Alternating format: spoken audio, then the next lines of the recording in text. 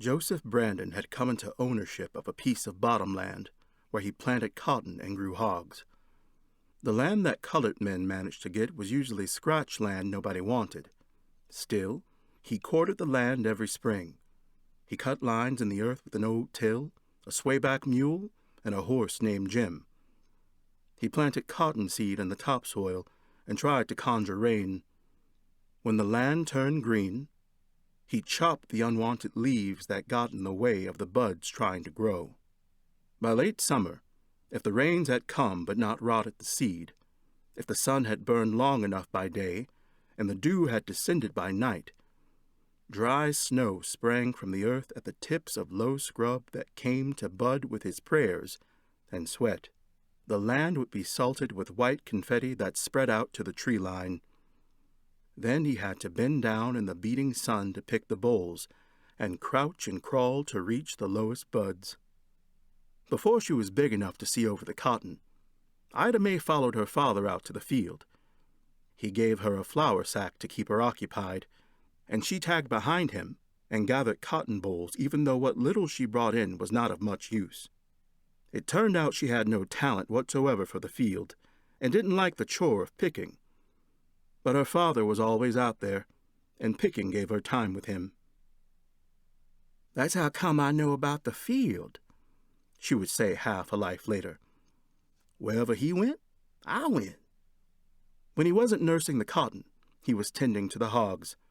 Sometimes the hogs ran off and got stuck in the creek water swollen up after the gully washers that poured from the sky in the spring. Ida May followed her father down to the creek and watched him slosh in the water to save his drowning hogs. The rains brought moccasin snakes to the surface and left them alive on the creek bank when the water fell back. Ida May took sticks to pick them up with and played with them like toys. The rains beat down on Mississippi in May of 1923. The hogs went down to the creek and got stuck like they always did, but when her father slogged in after them, he had trouble bringing them in for all the floodwater that had risen up. He got sick from exposure and never recovered. He was 43 years old. He was diabetic, and the grown people said he was dead. But Ida May sat at the side of his bed and touched him, and he was warm. No doctor ever tended to him. There were no colored doctors around. The white ones were all in town, and the family would have had to meet them halfway if they were going to see them at all, because the doctors in town didn't know the backwoods. Even if they had been inclined to come, the roads were too muddy from the rains to get through. Ida May thought the grown people should give him some more time. Maybe he would come out of the spell he was in. Years later, she learned that educated people had a name for what her father appeared to be in. They called it a coma. But in that world, and in that time, nobody could know for sure, and nobody would pay a little girl any attention, and so they set the date for the burial.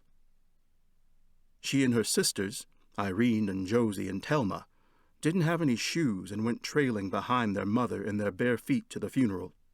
Nobody felt sorry for them, because most other people didn't have shoes either. When they closed the casket, Ida May thought for sure that her father was alive in there. "I still say today he wasn't dead," she would say 3/4 of a century later. "At that time, they didn't have a way to know." Not long after the funeral, Ida May was sitting on the bin where they stored the hay and corn, in an enclosure they called a crib. She looked up and saw what looked to be her father walk in. It was both startling and natural. He reached his hand out to her and took her hand in his and held it. When she realized what was happening, she ran out screaming and went to get Miss Theeney. "Daddy's in the crib," she cried. "I saw him." "Girl, get away from me with that lying," Miss Theeney said. "Joseph wouldn't scare you." "I held his hand just as plain as day," Ida May said. She never saw him again. As the summer wore on, it sank in that he wasn't coming back, and she started resenting the world and the people who had fathers. She started fighting and picking fights with people for no reason.